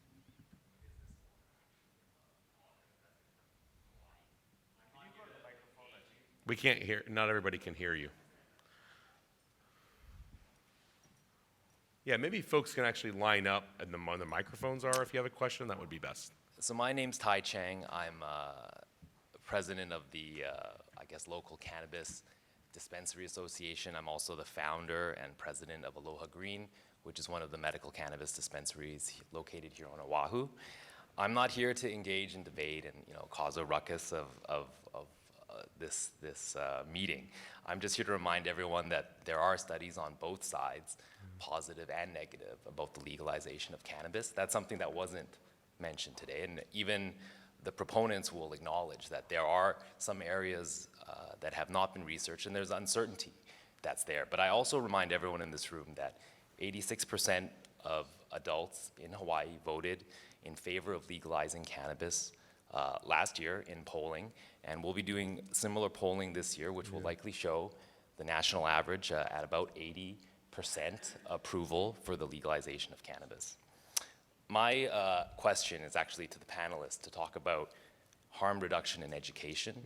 Will the members on this panel, you've taken the time today and the money to put on this event, will you be involved in the process going forward so that when we craft laws for the state of Hawaii around cannabis use and legalization, will you be there to help by setting up these guardrails if, in fact, the legislator chooses democratically to legalize cannabis? So I'm going to take liberty to touch on some of that. So thank you for that respectful question and the engagement. I think it's very important to have these kinds of discussions. I think firstly, as a medical marijuana proponent, or not proponent, but as a medical marijuana owner, I find it'll be interesting if the medical, proponents and the medical owners, all of a sudden will change to non-medical if this changes, or if you want to keep it in medical. But I think the thing about polling, I'm glad you brought up polling. By the way, I've never seen an 86%, so I'd love to see that poll. I think that polling is really interesting because when we've done focus groups and polling, people conflate, and the polling conflates these issues of decriminalization, legalization, and medical marijuana. So what I think would be great, Mr. Chang, if you're going to do the polling, would be, and maybe you can dedicate to doing this if you're going to spend money on polling, is actually break out the issues, not just legal yes or no, because people understand legalization as very different things. I may understand it as legalizing personal possession. They may understand it as legalizing commercial sales. That person might understand it as legalizing medical marijuana. When we've done focus groups and polling, there's a total variation about what people think when they're being asked a question. So what would be actually very helpful to all of us and fair, I think, and we certainly will do this if we do polling, is to break out the possible answers by the different policies. So that would be 4 policies. Legalization of sales of marijuana like alcohol, the decriminalization of the possession of marijuana, which is what it is now. Most people don't even know that that's what that is now. The medical use of marijuana, and the complete prohibition of marijuana. Those 4 choices are much more resemble the real world choices that people make, not just legal yes or no and however you define it. So, obviously if you want a press agenda, it's great to just say legal yes or no because you can lump all those people into one support. But if you actually want to get down to what people really believe, it would be great if you would do those 4 choices. We're going to do that. It'd be great if you did. And if we do polling too, we don't do the polling. I don't know if you do. We actually are totally hands-off. We give it to a third party, like one of the top 5 New York Times rated pollsters by 538, usually Emerson College, which is out in the East Coast. Maybe you would use a similar pollster that has that credibility. And kind of, again, break it down question by question. I can't speak for people up here in terms of if people would get involved. I think, obviously we're not if things go forward, I don't think anyone's going to be in denial. We are going to want to do those guardrails. I will warn those, though, that where we've gotten involved and our folks have gotten involved in every state that's legalized, it's very difficult to do guardrails because of, maybe not you, but other influences of the industry. There's a lot of talk about guardrails, but when you actually say, all right, let's do a 15% potency cap, because nobody needs to really consume that high potency. Like, you don't really need 95% potency. Okay, would you agree to that? I'd love to know that. Would you agree to no candy or flavored items? It would be awesome if you did. You might, but I'd be very curious to see if the other folks would. No state has agreed to that. So if you all do that, that would be first in the world, because no state has ever agreed to that through those processes. So it would be really interesting to see if that would happen. And I think everybody up here is not going to want to ignore a reality if it's there, but would want to be part of the process. But I would just warn you, that process is often wrought with very difficult potholes and things, no pun intended, because of the influence of the industry. So thank you for that. Yes. Aloha, my name is Constance Hassel, former prosecutor. So maybe that's where this question's coming from. I'm wondering about the role of investigative journalism. I'm thinking specifically of the opioid epidemics in Appalachia and the role of Big Pharma, and I wouldn't want to have the last name Sackler if I were there. That's right. So I was just wondering, here we have what comes to mind is Civil Beat, Ian Lind, and any apologies to anyone else that I might have forgotten here. I'm just wondering, the siren song of Big Pharma money to the legislators, possibly the governor, all the people, when it comes down to actual votes, what is the role of investigative journalism in keeping track of the inroads that Big Pharma is making into their campaign chests? I think that's a great point. So I hope that folks will look into that. You mentioned Purdue Pharma. Folks might not realize that the president of Purdue Pharma, the one handpicked by the Sackler family, that's the last name you don't want to have, as you said, that president is now the owner of a medical marijuana and a non-medical marijuana company. His name's Jon Stewart. So he went from one addictive to the other, and not surprising. And I think that we do need journalism to look into that. We had a journal, Fusion TV, say, Kevin, Sam gets accused. You guys are very effective. You stopped legalization. You must be getting paid by Big Pharma or maybe big alcohol. There's industries that want to see marijuana prohibited, or maybe the prison industry. The private prison industry. You must be. And we said, you know, everything's an open book, please investigate. And it's online, you can find it. They investigated and been looking. We don't get any money from any of those industries, so they obviously didn't find anything. What they did find, though, and to the surprise of the person who originally had the idea, was one of the junior reporters said, actually, we've looked into the marijuana industry, and they are tied to big tobacco. There's some that even have big pharma ties. And so it was interesting how that flipped. And so when investigative journalism happens on this, I think it's definitely worth doing. Yeah. Yes. Oh, my name is Jeff Hong. I'm the chairman of the board of Hawaiian Ethos, one of the 2 licensees of the medical marijuana programs on the Big Island. And I would like to add to Ty's statement, we look forward to working on having adequate guide rails here in Hawaii. Great. Thank you. Yes. Aloha. I get a little nervous in front of the mic, but I'm honored and humbled to be here. It does feel a little one-sided, but I see where we're going with this. I just want to make a couple comments.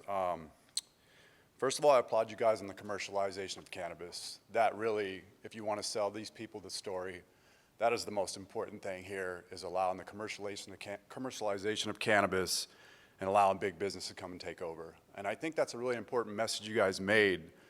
But you also made a lot of messages that I feel are kind of like scare tactic. And so I feel like if you're trying to get a message across in a PowerPoint, I would say, let them have that one. That's the most important one, and that's big business, and we all agree with that. And I'll just introduce myself. My name is Jason Hanley. I own Karawailua. It's a medical cannabis farm in the North Shore of Hawaii. We allow people to grow their own plants and grow their own medicine. And so we've been working with a lot of people over the last 3, 4, 5 years, thousands of people. And I've now seen Kapuna and everybody come through our farm using medical cannabis for a lot of things. Anxiety, sleep disorders. I mean, we've just seen it over and over again. So I really want, for this crew here, I really want people to understand that, hey, the dangerous drugs days, they're being reviewed really hard right now. And, you know, and I think that's what I'm trying to get across, is just like, even what Scott said. I had a medical patient come to me and say, I got all my pharmaceutical drugs and I'm using cement shoes, a strain of cannabis. What does that mean? That means that person is using medical cannabis, is no longer taking pharmaceuticals. That's really, really important for this people to understand, you know what I mean? And I'll just add one more thing that seems to come around again and again, is the strength of cannabis, you guys. Hashish has been around for thousands of years, you guys. That's over 80% THC. We have had powerful cannabis in our world, in Hawaii, since the 40s, man. So to say today cannabis is a very different creature than it was 50 years ago, I would say you're incorrect in that statement. Are we making things different and making them available to people at higher potencies? Yes, we are. Yeah, no, it's a good point. So I'll clarify that. And I appreciate Thank your you. comments too. Thank you. Aloha. Sure, aloha. Thank you. Obviously, we've had hashish, especially in the Middle East, Morocco, certain parts of the central Middle East, for thousands, hundreds of years, maybe thousands of years. Yep. Egypt, used by a very small number of population in very limited settings. You've had very strong marijuana in Hawaii. British Columbia has had strong marijuana up to probably 30-some% for smokable. Quebec has had strong marijuana. California, certain parts have, Emerald Triangle. The difference is, what we're talking about is not that there has never been a strong strain of marijuana, and there is never, or cannabis.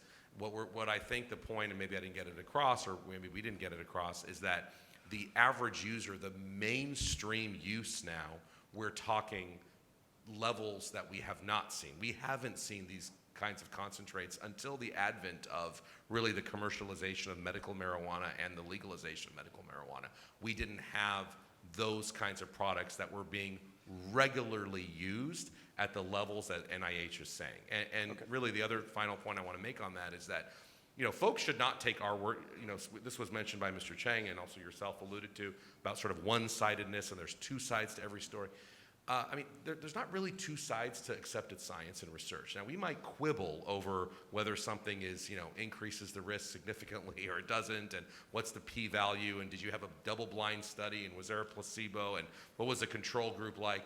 But when I'm the things that I think most of us have presented, or all of us up here are presenting, and when we showed you the citations, you know, it's not really in our interest to be cherry picking some obscure study that said the thing that confirms that what we want.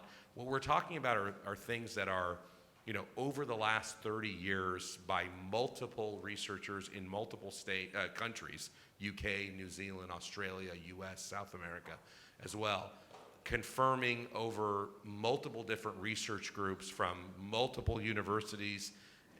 These are the conclusions that are being reached by the scientific community. That's really a consensus. Now, again, we can quibble over some of the small things, but if we're talking about the link to psychosis, schizophrenia, the link to IQ reduction, the link to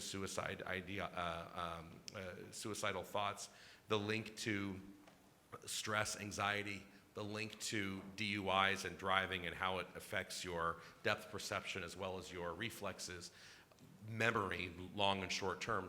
Obviously, it's not for everybody. And just like cigarettes don't addict everybody or give everyone lung cancer, and again, speeding doesn't kill everybody. But when you look at the studies in totality overall, I think that's kind of what we're getting at. And I know we have one last comment, if we have a minute. If I can just make one more comment. Actually, you can't. I'm going to I would love to, because I'd like to retrieve your There's comment. someone right behind you, though. 5 seconds, we're supposed please. to be over. Just 5 seconds, Sure. please. Thank you so much, okay? So I would like to also add that I'm a 20-year invasive species biologist for the U.S. Fish and Wildlife Service, and we use a lot of data. And I would say the slides and the data you showed is not the totality of it all. So it's not quibbling at all, my friend. It's about sharing the right data with this group, law enforcement, all these people that care about the society of Hawaii, and not scaring them, but let them know, hey, there's a lot out there. And maybe they're not scared. I apologize. That's probably the wrong word. A little bit nervous. But I would say there is much, much more data on this than water quality, pesticides, stuff like that. There's a lot of data out there that I think you can't just slew the whole crowd I with. would take it up with NIH. Okay, aloha. Thank you so Aloha. much. Thank you. Yes, please. Hi, aloha. I didn't expect to come up here, so I'm a little nervous. Maybe a little too much coffee. But my name is Abby Paredes. I'm the CEO of Poilani. Been there for about 27 years. We're a dual diagnosed treatment provider. So breaking that down, it's adults that have severe mental illness, schizophrenia, bipolar disorder, you name it, coupled with a drug or alcohol problem. Our population is completely growing here in the state of Hawaii, more so now since the COVID. We have our wait lists are tremendous. I, first of all, just wanted to thank all of you for coming. It's such an honor to hear, for you to speak. In our world, right, everybody has a different world that they live in, but in our treatment world, there's profound effects for our specific population. Those that are suffering from mental illness that will most likely be on psychotropic meds the rest of their lives. And we're seeing bouts of depression and so on with even the younger kids. To add the combination, the percentage, I talked to Dr. Scott about this morning, we're seeing 80% of the patients coming in with a major issue of marijuana coupled with a ton of other substances, right? It's a true challenge for us. You know, we understand that there's going to be individuals that will make their own choices and so forth, but for our world, in the medical world, what they are getting is exactly what you're talking about. We'll have individuals coming in that thought that they were going to just have a simple joint, the spice cut, if you've all heard of that drug that's here, the fentanyl cut in to the marijuana. It's completely out of control now, and we're seeing at the front doors of our treatment program today. And Hawaii is usually a couple years later than the mainland, right? You'll get the fentanyl or whatever, and then it'll come to our islands a little later. But we're out of control here right now. How much marijuana tax revenue are you getting right now from medical marijuana tax revenue from the hundreds of millions of dollars for the last couple of years? Zero, exactly. How Yeah. much? Can you say it louder? Zero? Zero. Yeah. $0.00. Right. The other issue that it would bring if the situation was legalized is that already our resources here in the state of Hawaii, our honored HPD that we work greatly with, the HOPE program with Judge, Treatment providers, we're down to 5 residential programs in the state of Hawaii with our funding, right? Yeah, Greg? So we don't have our resources are at the lowest possible right now. So it's such a bigger picture, right? And I'm very honored that both of you have traveled so far to come and speak. Well, all we're of honored to you. be here, and thank Yeah. you for saving lives every Yeah. day. All right. I'm going to pass it Aloha, on. everybody. Thank you all. Thank you.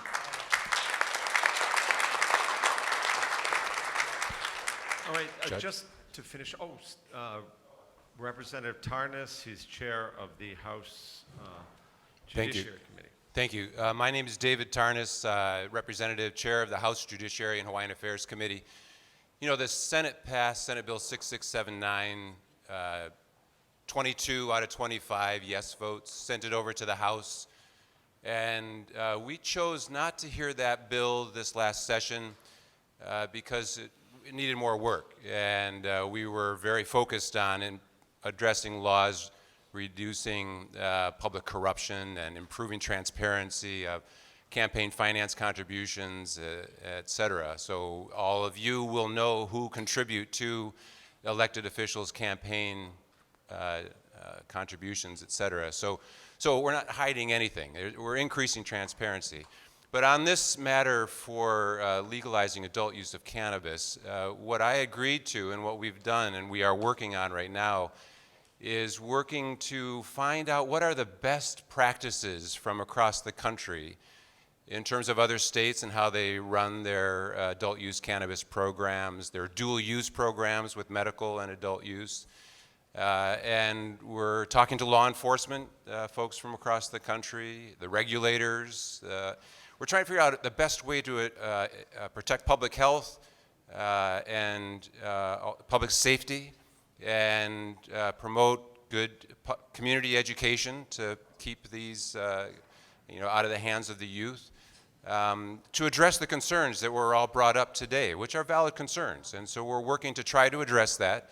And we're working with the Attorney General's office in order to come up with a strong bill that the goal is to introduce it both in the House and the Senate and have hearings about it next session. I would urge all of you to be involved in that and provide your testimony. And I would urge you to come and with suggestions. If this were to pass, what are the best practices that you would suggest we include? And I don't suggest that I'm going to change your minds about your opposition to this, and I appreciate many in the room would be opposed to it. But if we were to pass it, what would you suggest to include? Make sure we protect public health, public safety, community education, so that people who do buy cannabis will make sure that they don't have pesticide-laced or fentanyl-laced cannabis, that it's good quality product, and they know what they're buying, so we have consumer protection. So I would just urge you to be part of the solution and seeing if we can come up with the best practice. It's up to the legislature to decide if we're going to pass this or not. The Senate's already, approved it. We're going to start over again and come up with what we think is the best legislation, and appreciate the Attorney General's office working with us on that. And look forward to working with you all next session. Thank you. Thank you. I think what a lot of us would feel is going down that route is surrendering. And we're not going to do that. That we don't think it's possible to legalize a dangerous, a powerful drug, but do it in the best way possible. And you're going to have a lot more use by kids, by adults on the black market as well, where you can't control it. And so when Governor Green came to speak to all the law enforcement folks at HIDA, and he said a bill isn't going to pass this session, but if it ever does pass, we'll make sure the implementation date is a couple of years down the road so we can do what you're saying. Right now, I think a lot of us are going to be of the opinion that let's not pass and make legal this drug now. And so we can agree to disagree, but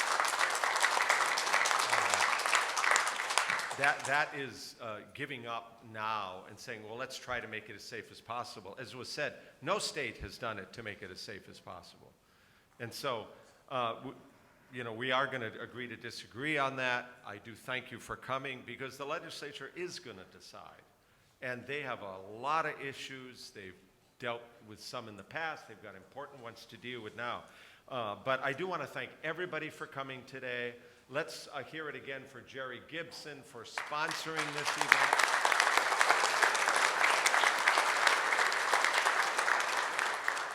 And to me, I think the most disturbing thing I heard was from a gentleman in Colorado saying, and I think other folks have said it today too, is if you do this, you will change the character of your city forever. And somebody talked, you talked about scare tactics. This scares me. I love Hawaii the way it is. And I didn't know anything about what the visitor industry was going to say when we started investigating this 2 or 3 years ago. The idea that Japanese tourists, Korean tourists, families from all over will stop coming here scares me to death. Our state could not survive that if that happens. And somebody said to me, well, the current situation's broken. And I don't agree with that at all. Adults right now apparently are able to go out and score weed when they want to. We have medical marijuana stores, grows and stores now. People can go there. Dr. Miskovich works with patients who use medical marijuana. When I was a judge, if people had had serious injuries and that helped them, I'd much rather them using medical marijuana than OxyContin, Vicodin, and the like. It's much safer for them. For some people, medical marijuana works. That's what we have here now. It's decriminalized. We never see it in court. It's not part of the situation. But at the same time, we're not giving it a stamp of approval. And no matter what kind of words we say, if you do that, you're telling our kids this stuff is fine. And kids are going to tell each other, hey, it's legal. It's okay. All they're doing is telling us we're not old enough to handle it, but they're telling us it's okay. And so I don't think we want to do it. This is a precarious time for our economic situation, and I think it's really scary. I think in the paper there was an article very recently where Governor Green was quoted talking about Maui and the devastation there, but we need more tourists to come back to other parts of Maui.